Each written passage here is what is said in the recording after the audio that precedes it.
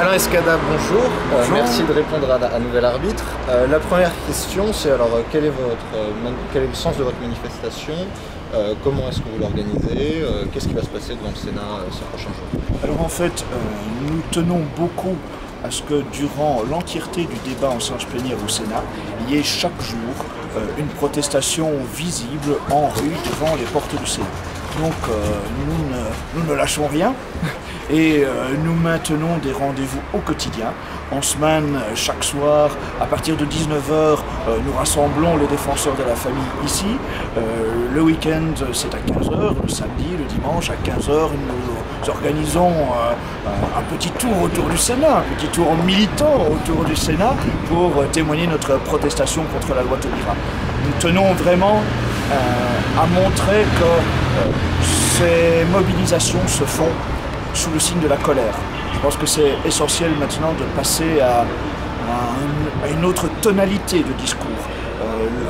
L'aspect festif doit vraiment être mis au placard si l'on veut se faire entendre par la classe politique, si l'on veut inquiéter la classe politique, et c'est bien de cela qu'il s'agit. Il est temps que la colère se fasse entendre.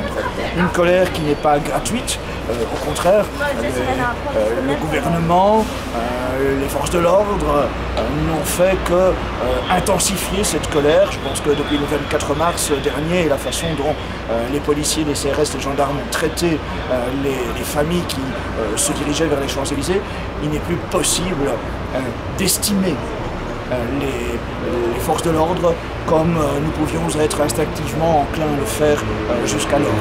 Et donc cela ne doit faire qu'intensifier cette colère, cette sainte colère. Nous parlons de sainte colère parce que de la même façon que Jésus a chassé les marchands du temple avec le fouet, eh bien peut-être est-il bien temps de faire entendre là aussi un claquement de fouet pour nettoyer les écuries d'Augias.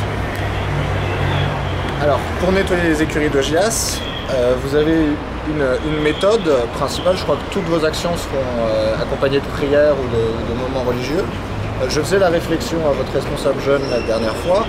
On aurait très bien pu penser que vous fassiez prier pour la manifestation en province, la prière ne connaissant pas de frontières, et que peut-être vous accordiez plus de temps, plus de moyens à l'action militante. Est-ce que vous pouvez nous justifier ou nous expliquer cette volonté?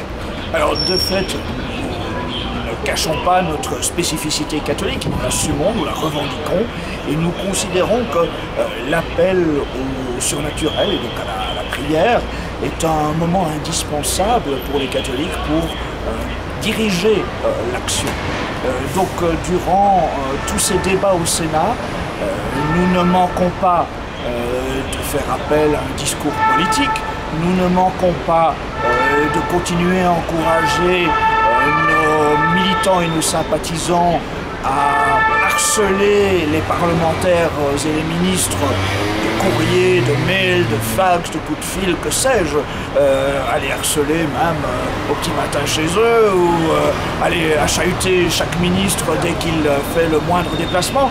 Mais nous considérons qu'il ne faut négliger aucun moyen, que justement, eh bien, un bon catholique ne doit certainement pas négliger la prière. Et nous insistons surtout pour dire aux catholiques que la prière ne fait que renforcer le désir d'action. L'action bien menée, l'action bien guidée, d'autant mieux guidée qu'elle est donc accompagnée de grâces particulières.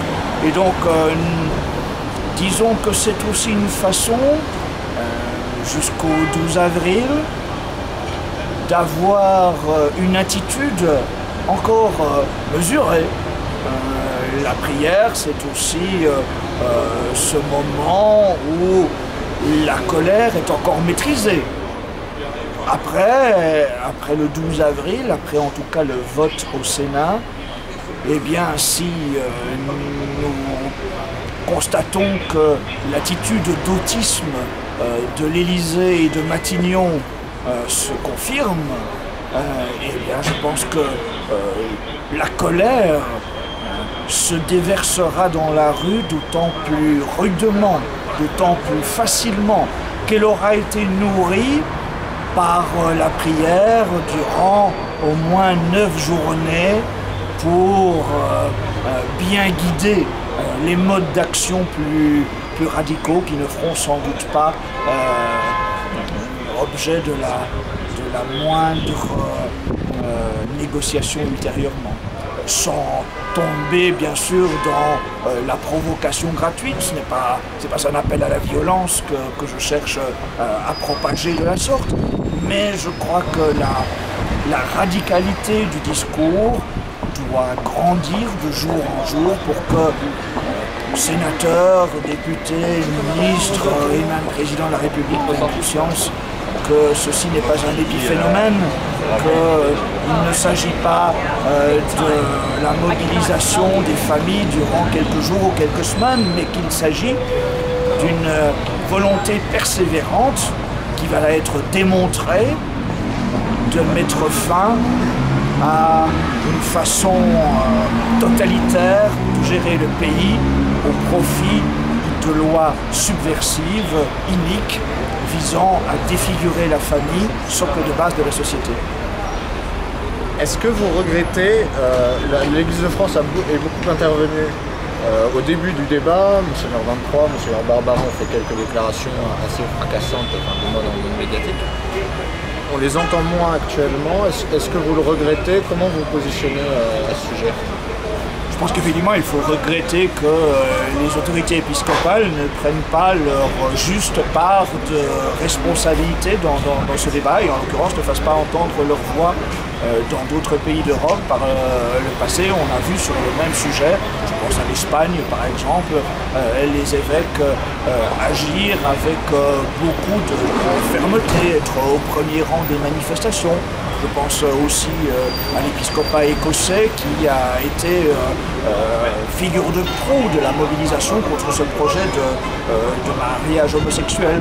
Eh bien, on aimerait effectivement entendre un épiscopat français avoir la même fermeté dans l'affirmation de la doctrine de l'Église en matière familiale, en matière de mariage, en matière d'éducation des enfants. Et je pense que justement les catholiques de France seraient d'autant plus enclins encore à s'engager avec fermeté qu'ils auraient ce soutien de leur clergé, ce clergé qui fait quand même en partie défaut. Et oui, je considère que c'est regrettable.